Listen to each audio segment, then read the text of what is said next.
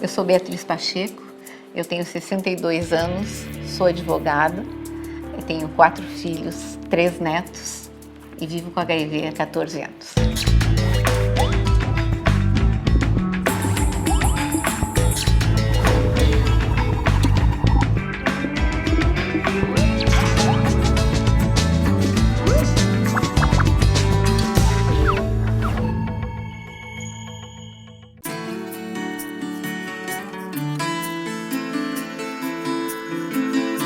Durante muitos anos, receber um diagnóstico de AIDS era como uma sentença de morte. Atualmente, com o avanço das pesquisas, os tratamentos disponíveis trazem qualidade de vida e longevidade aos pacientes. E o Brasil é um exemplo mundial nas políticas públicas de combate à AIDS. Mas se por um lado avançamos em termos de tratamento, continuamos deficientes em termos de prevenção. A doença se espalhou, atingindo homens e mulheres, homossexuais e heterossexuais. Por isso, a prevenção continua sendo essencial e passa pela prática de sexo seguro com o uso de camisinha.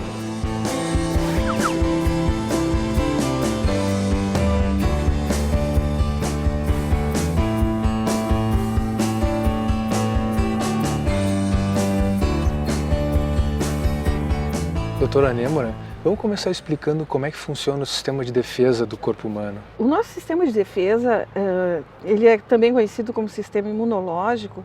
Ele é um complexo de células e substâncias que funcionam meio sinergicamente, assim, todas em conjunto, para nos defender de agressores externos, né? Principalmente doenças. O organismo, uma vez que ele reconheça alguma coisa como estranha a ele precipita a proliferação dessas células, e essas células vão produzir outras substâncias, e essas substâncias vão estimular a produção de novas células, né, dentro de um sistema complexo e bem organizado, cuja principal função é essa, né, é destruir o que o organismo não reconhece como parte de si mesmo. Às vezes eu costumo explicar para os meus pacientes que o sistema imunológico é como que um exército de soldados brancos, né? Seria algo como tem o general, tem o coronel, tem os soldados trabalhando em sintonia, em harmonia para atacar esses agentes estranhos no corpo. É exatamente isso que acontece. Algumas células que são mais conhecidas, assim, porque elas são vistas em especial em algumas doenças, que são os linfócitos, né? Os linfócitos conhecidos como CD4, eles basicamente fazem isso. Eles reconhecem o que é estranho e eles atacam, né? Tentando destruir, assim, para salvar o nosso organismo. E a importância do linfócito T CD4 é muito grande na AIDS. Certamente, o linfócito T CD4 positivo, como a gente chama, ele está relacionado com o HIV, com a AIDS, porque o vírus da AIDS ataca exatamente essa célula. Quando ele ataca, ele destrói essa célula, que é uma célula de defesa, e o que acontece? As nossas defesas vão progressivamente diminuindo e o nosso organismo se torna menos ou pouco capaz de se defender dessas doenças.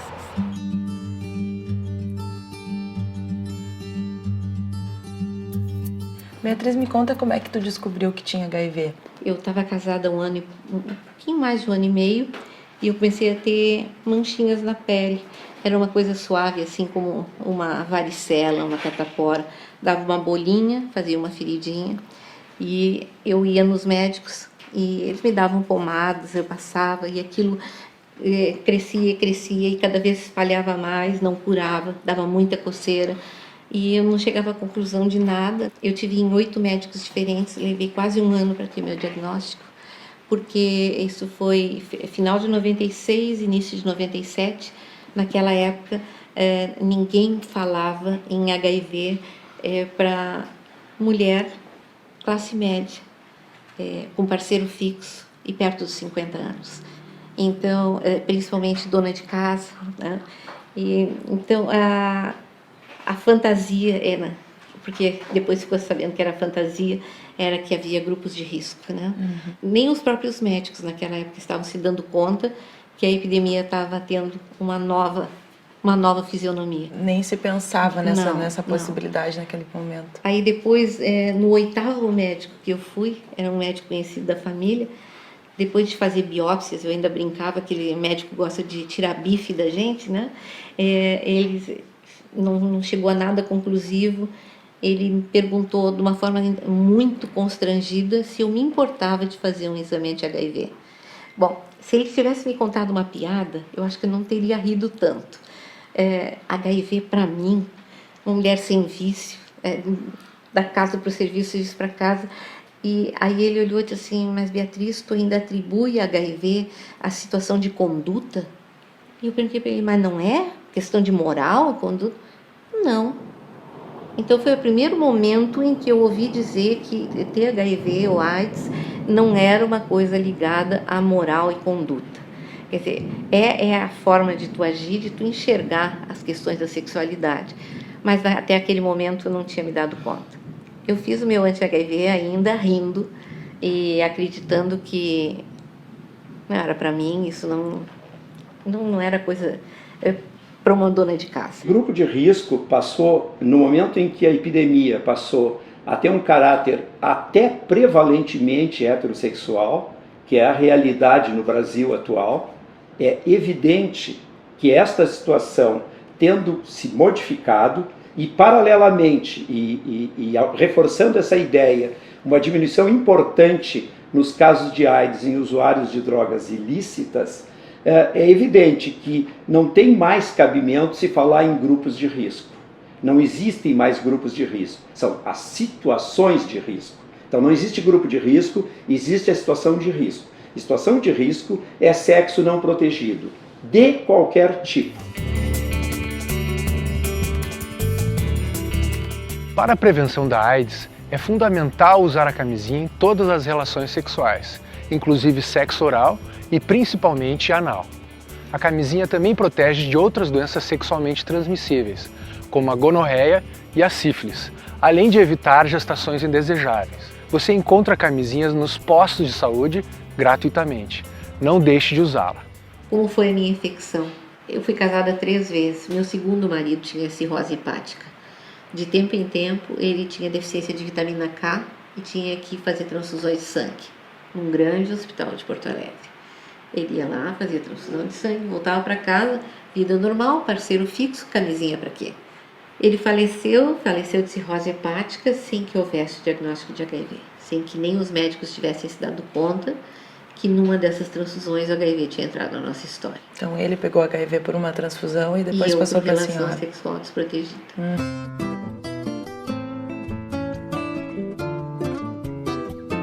Me conta, Ricardo, como é que foi pra ti quando tu descobriu que a tua mãe tinha HIV? Foi complicado na época, né? Até pela pouca informação que a gente tinha a respeito da doença. E eu acho que até hoje em dia muita gente tem pouca informação, então ficam todos aqueles estigmas em cima da AIDS em si. O mais difícil ali foi lidar com a ideia de que nós íamos perder a mãe.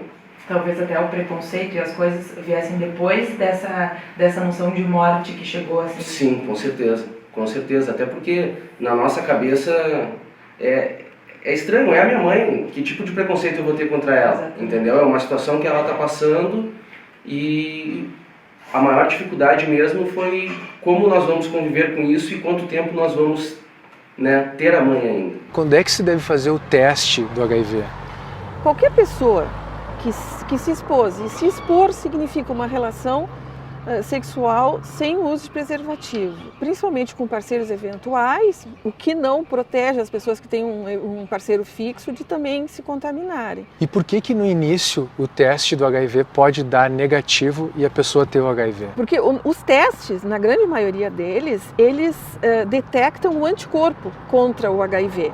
Então assim, o vírus entra no nosso organismo e o organismo leva algum tempo para produzir uma quantidade de anticorpos suficientes para serem detectadas por esses testes anti-HIV. Então, em geral, dependendo do teste, isso varia, né? Até de algumas semanas, poucas semanas, até 60, 90 dias, né? Os testes mais antigos, eles eram menos sensíveis, então demorava mais para ficarem reagentes, mas é esse tempo, é o tempo que o organismo demora para produzir os anticorpos necessários para serem detectados. É muito mais fácil aprender a usar um preservativo sempre nas relações para evitar uma doença sexualmente transmissível, o HIV, do que ter que aprender a enfrentar essa dificuldade que os outros têm de se relacionar conosco. Mas, por outro lado, dizer assim, meu mundo terminou por isso. Não, olha a chance, eu estou no lucro, eu ia viver 18 meses, vai fazer 15 anos. O viver com HIV é perfeitamente possível. Agora, a sociedade está precisando entender isso um pouco mais.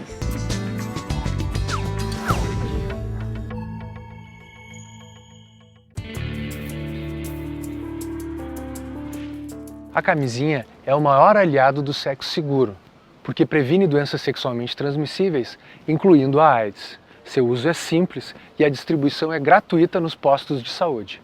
Você usa a camisinha? Com certeza.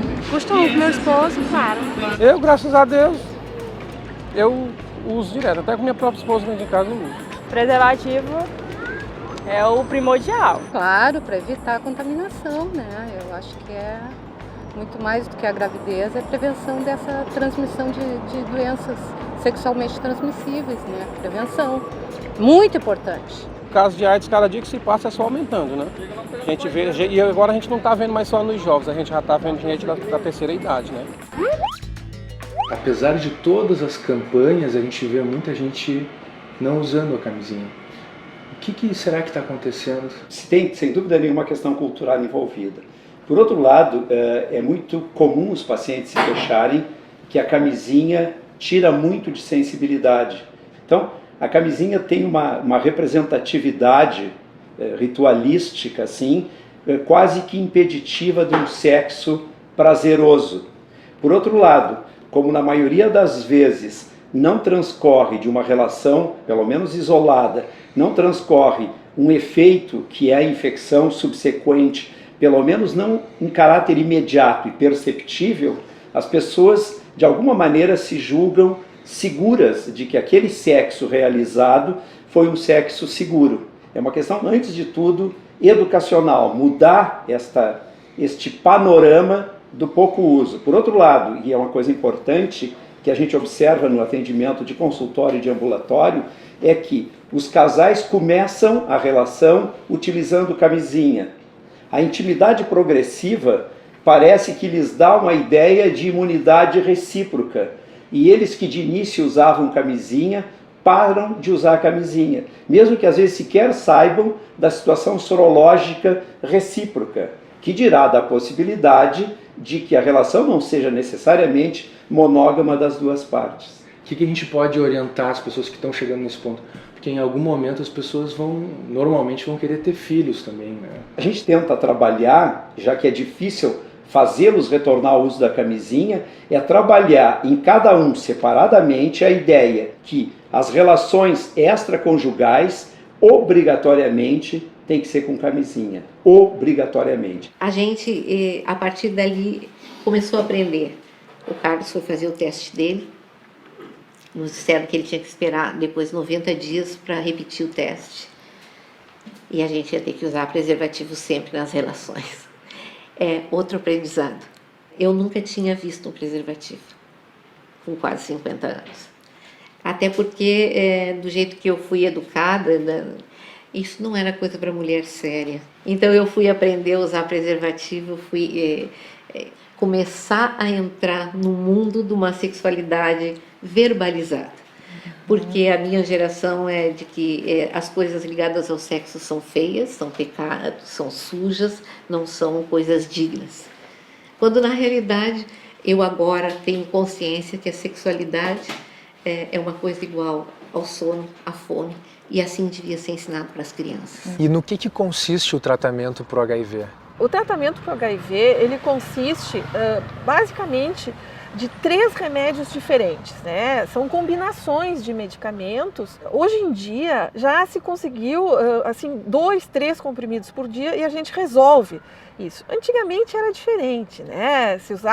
Chegava a se usar 9, 12 comprimidos por dia. Então, tomando alguns comprimidos por dia, a pessoa portadora do HIV pode levar uma vida praticamente normal por muitos anos. Com certeza. Se ela tomar medicamentos, a gente consegue reverter esse processo de destruição do sistema de defesa. né? Em vez que o vírus destruir, né, o vírus não destrói mais, a gente consegue diminuir muito a quantidade de vírus no organismo e essas células são repostas. Então, assim, enquanto não se usa medicamento, o CD4 vai caindo. Quando a gente começa a dar medicação, essas células começam a subir, né, a aumentar, e o organismo readquire a sua capacidade de lutar contra doenças em geral. O vírus da AIDS destrói as células TCD4, que são importantes para o sistema de defesa do corpo, diminuindo a imunidade de quem tem a doença. Quando o paciente toma um coquetel anti-HIV, os medicamentos não matam o vírus, mas dificultam a sua ação de diferentes formas. Alguns bloqueiam a entrada do vírus na célula CD4, outros impedem a multiplicação do vírus dentro das células CD4. E a gente sabe que a medicação do HIV tem que ser tomada de forma muito regrada, né? Tem que tomar todos os dias, todas as doses, no horário correto. Isso porque se começam a haver falhas, o vírus começa a aumentar e vai criando uma resistência, e que lá pelas tantas já não tem mais o que usar, né? Ficou resistente a uma medicação aqui, ali no lado já não tem mais o que fazer. E como é que a senhora faz no seu dia a dia para conseguir manter isso? A medicação hoje, como eu disse, está muito mais fácil de tomar. Quando eu comecei a tomar, eu fazia 5 jejuns por dia para conseguir, porque era um remédio que exigia jejum.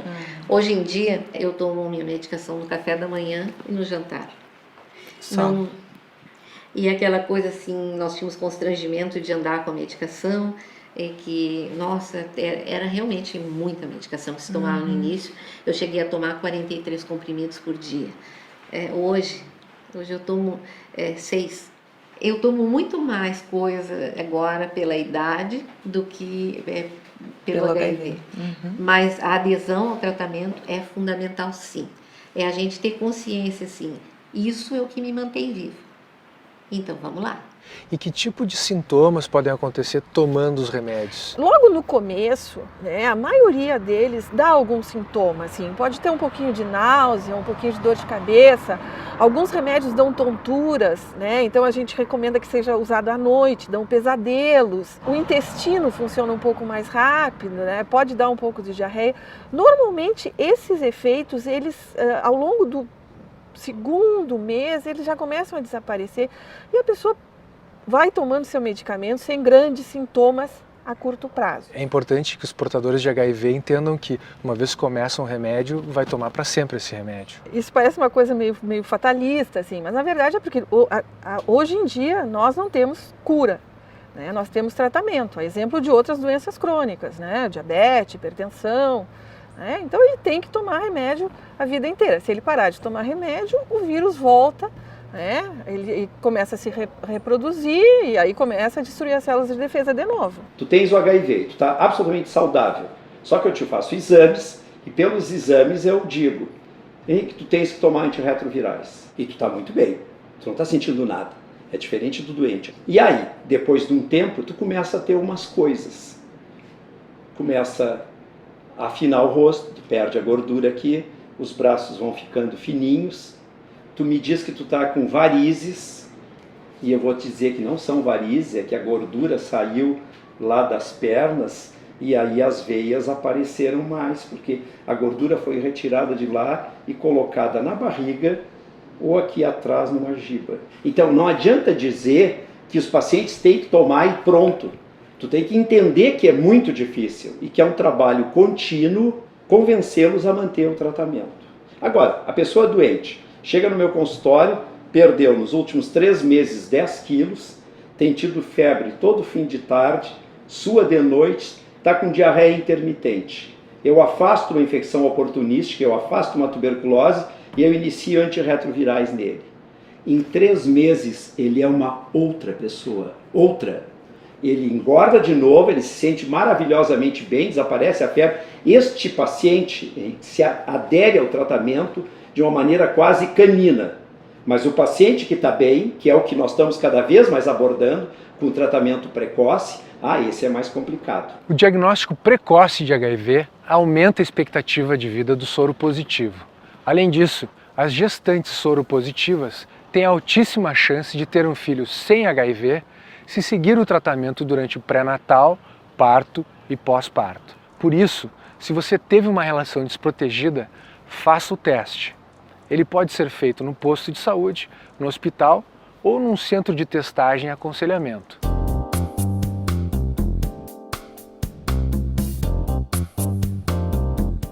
Eu estava grávida, já faltando poucos dias, né, para ganhar, quando o médico viu que era gravidez.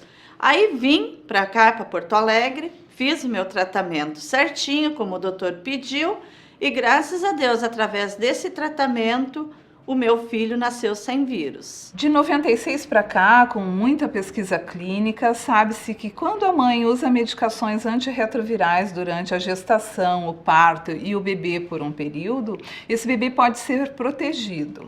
Quando nós captamos a mãe precocemente para assistência e para tratamento, nós temos uma proteção de quase 100% dos bebês. Portanto, o HIV nos bebês ele pode ser extinto da população, desde que o diagnóstico e os cuidados da mãe possam ser feitos no pré-natal e no nascimento. A camisinha realmente previne a infecção pelo HIV? A camisinha previne a infecção pelo HIV. Só se pega AIDS por sexo anal? Não, pega AIDS por relações sexuais em geral, sexo vaginal e muito raramente até por sexo oral. Homem e mulher pega mais fácil? Nas relações heterossexuais, a mulher tem mais chance de se contaminar do que o homem, mas o homem também se contamina a partir de uma mulher positiva. Ejacular fora previne da contaminação? A possibilidade é pequena, né? Mas não é impossível. Imagine que a pessoa tem uma doença sexualmente transmissível, com uma lesão, né? Então é possível, assim, excepcionalmente. HIV e AIDS são a mesma coisa? Não, não são a mesma coisa. A AIDS representa as fases mais avançadas da infecção pelo HIV, né? Quando o doente se torna mais grave. É possível ser infectado através do alicate de unha ou aparelho de barbear? As chances são extremamente pequenas, é praticamente impossível. Agora, as pessoas não devem esquecer que os vírus da hepatite B e C, eles são muito mais resistentes e se transmitem com muito mais facilidade do que o HIV. Posso pegar a AIDS fazendo sexo oral? É extremamente raro. Tem 2 ou 3 casos relatados na literatura, mas hoje em dia a gente avisa as pessoas, né, desses 2 ou 3 casos. Eu tive meu diagnóstico em março de 97. Em outubro de 97 eu dei minha primeira entrevista para televisão e depois a gente teve nos jornais uma entrevista grande. Foi muito estranho, porque aí eu comecei a me deparar de verdade com preconceito. No edifício que eu morava, eu comecei a receber bilhetinhos anônimos. Sai aí, Idética, isso aqui não é hospital de caridade. Gente que não entrava no elevador comigo, como se respirar o mesmo ar que eu respirasse fosse deixá-los infectados. Eu pegava o lotação para vir para casa e um dia eu sentei no banco do corredor, entrou um rapaz, o banco estava vazio, eu escorreguei para cá, ele me olhou com um olhar sarcástico e disse assim, era só que me faltava sentar num banco quente de uma mulher com AIDS. Gente, ele disse alto aquilo dentro do ônibus e eu pensei, eu vou responder para ele, daí eu olhei para ele, deu uma pena. Ele só conseguiu demonstrar, eu tenho AIDS sim, mas ele só conseguiu demonstrar que ele é ignorante. Sentar em banco quente. Meu Deus, se pegasse HIV assim, todo mundo já tinha HIV. Garanto que aquele rapaz fez pouco em sentar no banco que eu estava sentado e tem as relações dele desprotegidas. A sociedade está precisando entender isso um pouco mais, para perceber que o vírus que tem no meu sangue, que corre nas minhas veias, não muda a minha história de vida. Não me faz menos digna do que eu era, não me torna menos digna do que qualquer mulher da minha idade, nas condições que eu vivo, não me torna menos mãe, não me faz mais burra do que eu era e menos capaz para o trabalho. O HIV é transmitido através do contato sexual não seguro e do sangue contaminado.